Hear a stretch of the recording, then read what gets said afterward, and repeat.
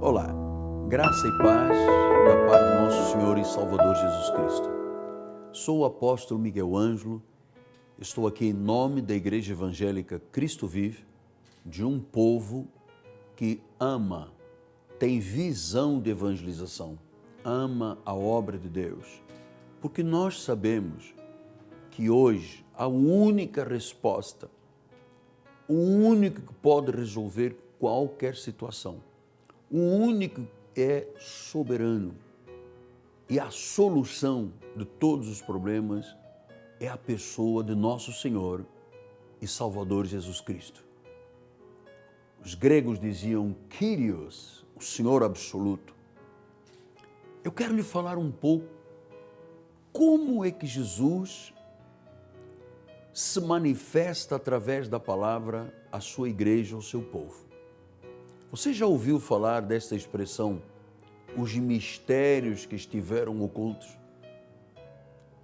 Os pensamentos profundos de Deus? A sabedoria eterna do Senhor? Você já ouviu estas expressões? Pois eu quero exatamente neste sábado falar-lhe sobre os mistérios que estiveram ocultos. Entenda, muitas coisas que foram ditas no Antigo Pacto foram expressões da graça e que chegaram ao Novo Pacto sem que a grande maioria conheça e desfrute dos benefícios desta palavra. Os mistérios que estiveram ocultos. Nós vamos falar sobre isso. Quero lhe convidar agora a ir para o meu escritório para podermos fazer a nossa abordagem bíblica sobre este tema em nome do Senhor Jesus Cristo. Amém? Muito bem. Estou aqui com a Bíblia aberta. Por que nós abrimos a Bíblia? Porque a Bíblia é a única fonte de vida. É a única palavra que tem vida. Ela é como uma espada que penetra, que corta, que separa juntas e medulas. Ela é apta para discernir até os intentos do coração. Deus trabalha lá nos intentos do coração, lá dentro. Deus não trabalha mudando cor de cabelo às pessoas, roupa maior ou menor. Deus trabalha no mais profundo do nosso ser. É lá que Deus faz a sua obra. E Ele tem dito à sua igreja que nós precisamos de compreender alguns fatos que eu quero compartilhar com você esta manhã. Veja como é que Paulo disse em Colossenses, no capítulo de número 1, versículos 26 em diante, ele diz: o mistério que estivera oculto dos séculos e das gerações, o mistério que estivera oculto dos séculos e das gerações, agora todavia se manifestou aos seus santos, aos quais Deus quis dar a conhecer qual seja a riqueza da glória deste mistério, entre os gentios, isto é, Cristo em vós, a esperança da glória. A primeira coisa que eu tenho que conhecer dos mistérios que estiveram ocultos é esta expressão que Paulo usou aos Colossenses: Cristo em nós é a esperança da glória. Porque no Antigo Pacto, na Antiga Aliança, as pessoas falavam com um Deus que estava apenas entronizado nos céus e que de vez em quando o seu Espírito vinha, se manifestava e desaparecia. Eram manifestações de Deus. Tanto é verdade que, por exemplo, quando Deus se manifestou e curava alguém, o que o povo dizia? Jeová Rafa, o Deus que cura. Mas que eles não tinham muita noção de quem era. Quando Deus dava uma vitória, ele dizia, Jeová Nissi, Deus é a bandeira de nossa vitória. Quando ele provia alguma coisa, ele dizia, Jeová Jiré. Então, todas essas expressões do Antigo Testamento, Jeová, e hoje em dia é comum você ouvir os cristãos usarem expressões do hebraico ou do grego que diziam respeito àqueles dias. Eram manifestações de Deus. manifestações. El Shaddai, o Todo-Poderoso, Jeová. Então, isso eram manifestações de Deus do Antigo Testamento. Essas manifestações vieram e, na plenitude, se transformaram numa realidade através de Cristo. Então, isto que era oculto e muitas coisas... Por que as pessoas têm o costume de dizer, não, a Bíblia é difícil? A Bíblia não é difícil. Para os salvos, ela é poder de Deus, é sabedoria.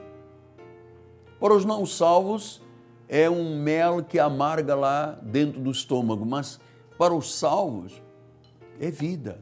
Para o salvo, é vida. Então, diz que havia um mistério que estava oculto desde os tempos eternos. E Paulo revela dizendo, qual é esse mistério entre os gentios? Cristo em nós é a esperança da glória.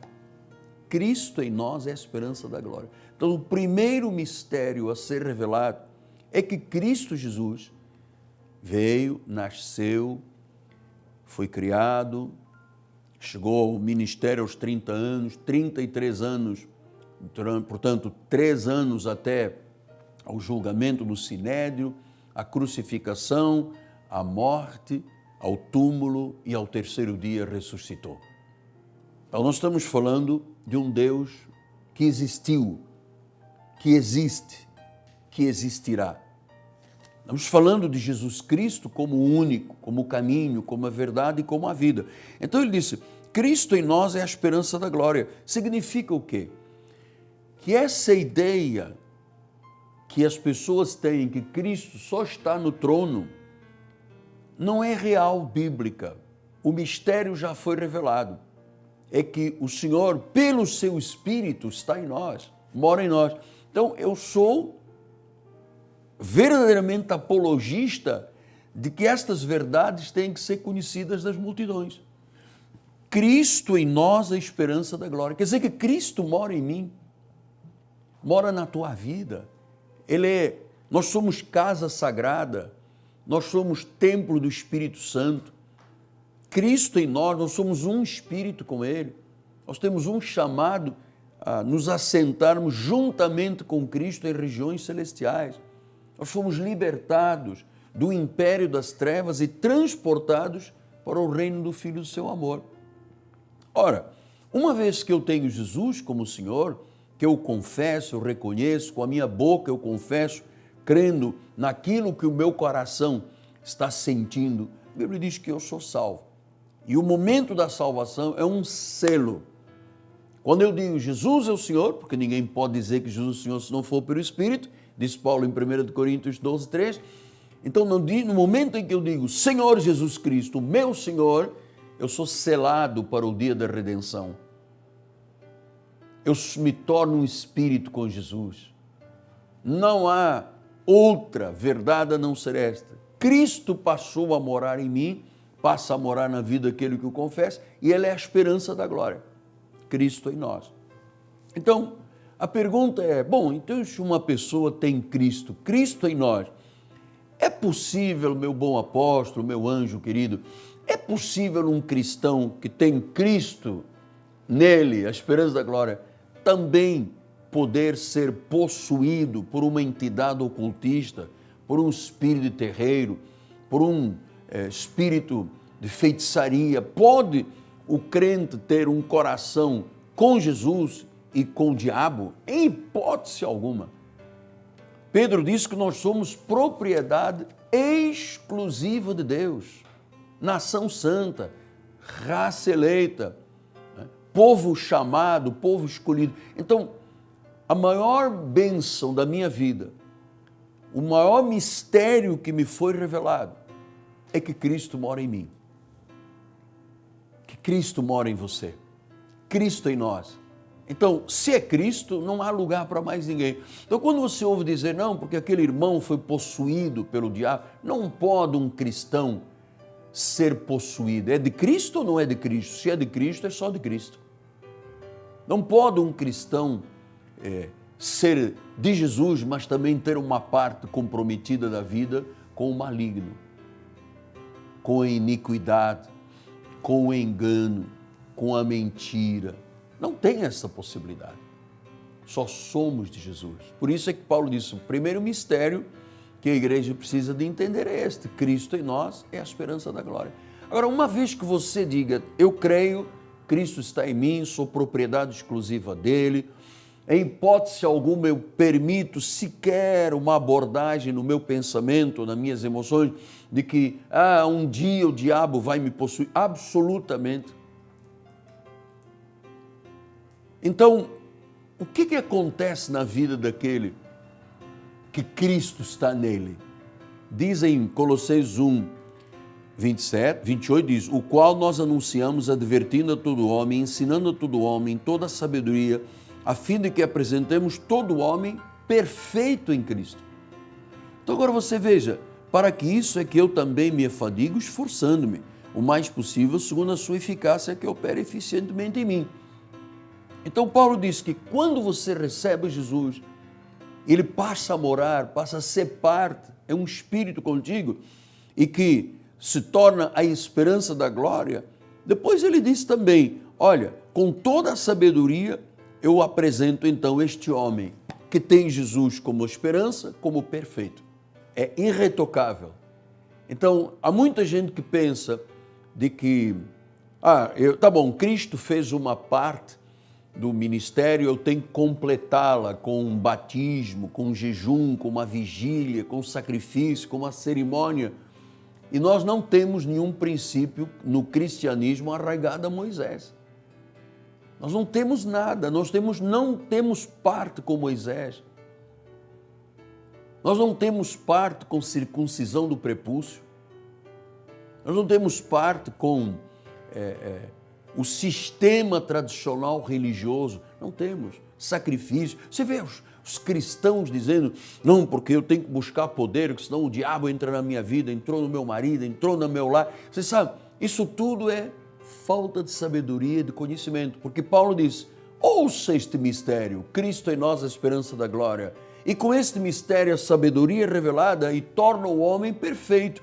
Não são as águas que tornam o homem perfeito, não é o jejum que torna o homem perfeito, não é o sacrifício, a ablução, as obras da carne, que não tem nenhuma expressão nem força contra a sensualidade, não são elas que podem nos dominar, porque são doutrinas dos homens.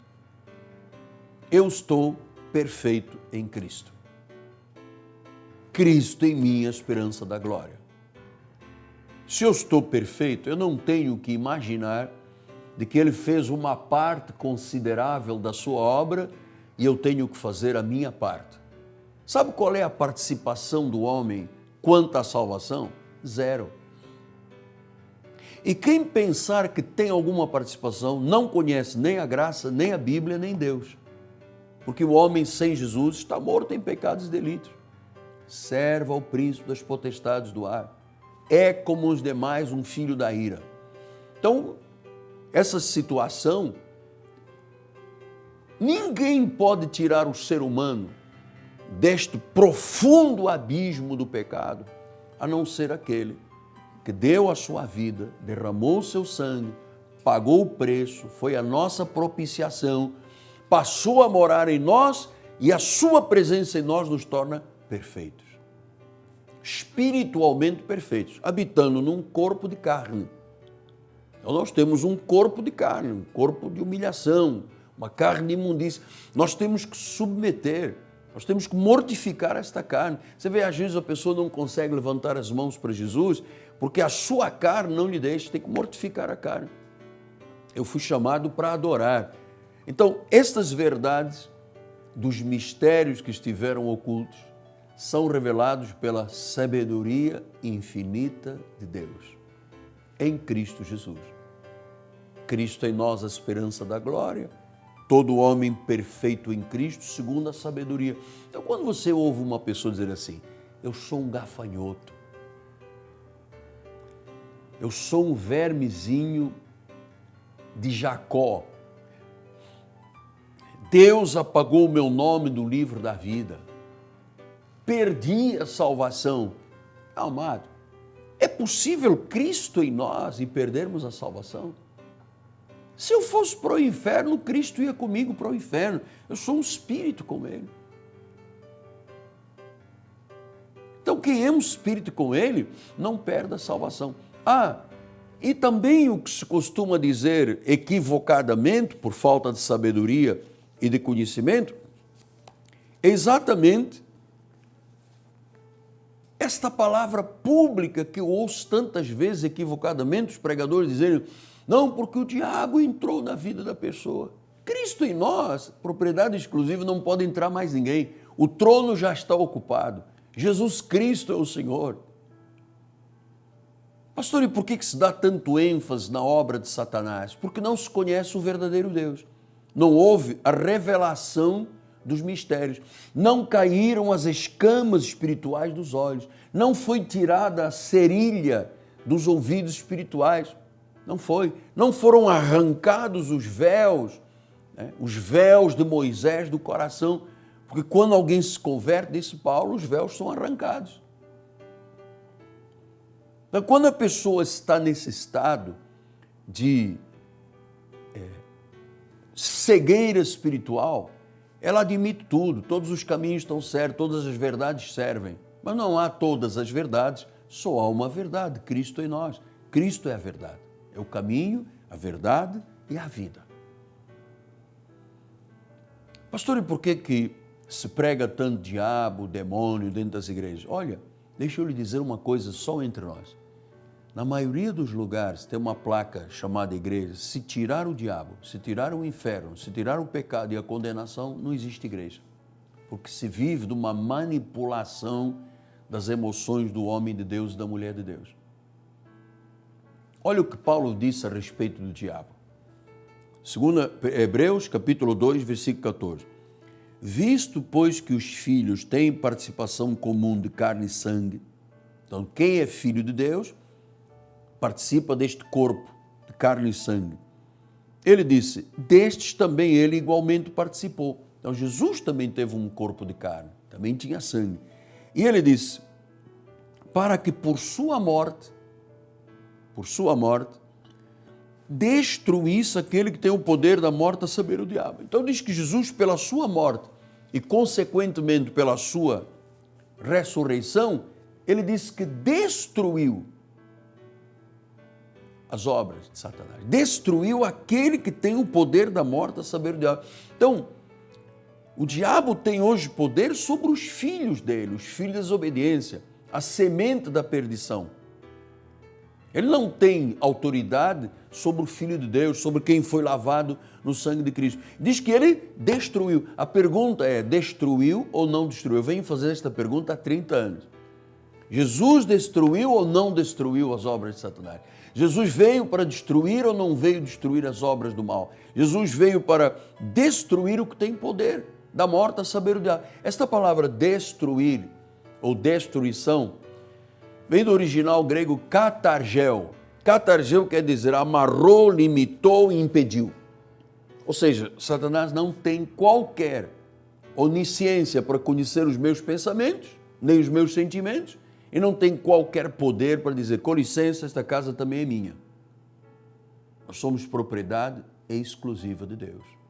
Ora, quando eu não tenho este conhecimento, eu não tenho Cristo em mim, a esperança da glória, o mistério não me é revelado, e a Bíblia diz que o Cristo que nos tornou perfeitos passa a ser, na maioria dos teólogos enfermos, um Cristo de condenação, um Cristo de acusação, um Cristo que apaga o nome do livro da vida, um Cristo que se zanga, que vira a cara, que, sabe? São coisas absolutamente incoerentes com a perfeição de Deus. Você está entendendo? Eu queria terminar esse pensamento dizendo, Cristo em nós é a esperança da glória. Este é o primeiro e o maior mistério que pode ser revelado, que esteve oculto desde os tempos eternos, mas que agora foi revelada à sua igreja. Uma bênção de Deus. Você dizer, eu, Cristo em mim, Cristo está em mim, não tem lugar para mais ninguém. Cristo em mim é a esperança. Nestes dias tão difíceis, a nossa esperança é Cristo. É nele que confiamos, é nele que nós temos o nosso foco, é nele e para ele que nós olhamos firmemente, porque ele é o autor e o consumador da nossa fé. Amém? Muito bem. Creia nisto. Creia nestas verdades. o primeiro mistério foi revelado. Sábado que vem, nós continuaremos falando sobre os mistérios de Deus. Amanhã teremos 2 grandes encontros na igreja, 9 da manhã e 6 da tarde, aqui na Catedral Cristo Vive, na Rua Maricá, 320, no bairro de Campinhos, ou no oeste do Rio de Janeiro, paralela a Cândido Benício. Você pode colocar no seu GPS, ou no seu Waze, ou no seu Google Maps. Você pode colocar BRT da Pinto Teles ou 28DP, na rua paralela a Maricá. Você vai encontrar e você vai ficar estupefacto com uma realidade espiritual que você nunca conheceu. Eu te desafio a estar conosco. Nós temos um telefone de contato, 30 17 90 90. Ligue para nós. Nós temos bispos, conselheiros, vão lhe abençoar. Você sabe, muita gente liga para nós para poder chorar um pouco. Nós temos um ombro amigo, gente altamente preparada, gabaritada para atender aos desesperos das emoções, das almas inquietas, que ainda andam num deserto espiritual, até que Deus as atrai ao nosso ministério. Bendito seja o nome do Senhor. Quero, então, agora, ao terminar o programa, agradecer muito a Deus por esta revelação dos mistérios. Nosso ministério é um ministério de revelação. O que eu prego está oculto a 99% das pessoas cristãs, porque eu prego as 14 epístolas de Paulo. Eu prego as verdades para os gentios, o evangelho da incircuncisão. Então, minha gratidão a Deus, pelo povo da Igreja Cristo Vive, que com os seus dízimos e ofertas e os cooperadores que estão lá do outro lado da televisão, fazem possível continuarmos anunciando a esperança de Cristo ao mundo. Obrigado em particular à família Ambrósio, Rodrigo e Fabiane Ambrósio, empresários, donos do Turbomil, Vila Emil Mesquita, que são colunas do nosso ministério. Eles amam a obra de Deus, eles cooperam com a obra de Deus. O seu mercado é um mercado que tem uma rocha de firmeza na sua base, porque eles são empresários cristãos. O Cristo está em primeiro lugar. É uma bênção, Deus. Obrigado, Rodrigo e Fabiano Ambrósio, pela bênção de tudo que vocês fazem pela igreja, até na área social. Eu já disse aqui no sábado passado, as suas cestas básicas que ajudam muito, muito dezenas de pessoas. Amém? Muito obrigado, então. Agora você vai ter um momento de ouvir sobre literatura com a bispa Ana Caroline, bispa nacional da igreja, que é a minha herdeira espiritual, que é a minha filha primogênita. Uma mulher de Deus, temente ao Senhor. Muito obrigado. Saúde, saúde na sua vida. Saúde, rigidez, saúde nos seus ossos. Todos os órgãos, do alto da cabeça a planta dos pés, saudável. Receba isso. Se eu recebo, eu tomo posse. Amém? Bom final de semana. Vamos ouvir sobre literatura. Bispa Ana Caroline, por favor. Graça e paz.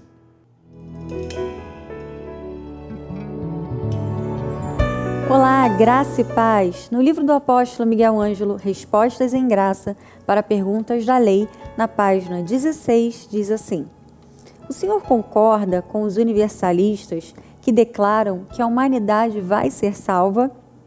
Resposta: todos os que estão inscritos no livro da vida, mas não toda a humanidade.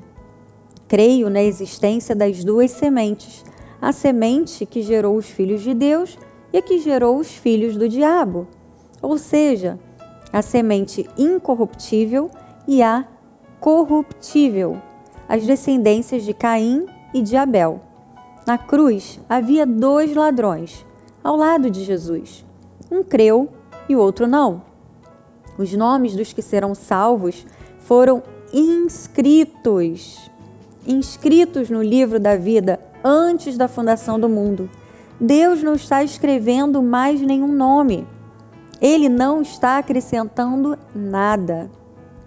Veio fazer a vontade do Pai, que era de resgatar os que se haviam perdido. Os filhos do diabo sempre estiveram perdidos. Judas é um exemplo do filho da perdição. Para fazer o que fez, só poderia ser filho do diabo, saído do inferno para onde retornou. Em Atos 1:25 diz: para preencher a vaga neste ministério e apostolado, do qual Judas se transviou, indo para o seu próprio lugar. A traição a Jesus não poderia jamais ter sido feita por um eleito, escolhido e predestinado.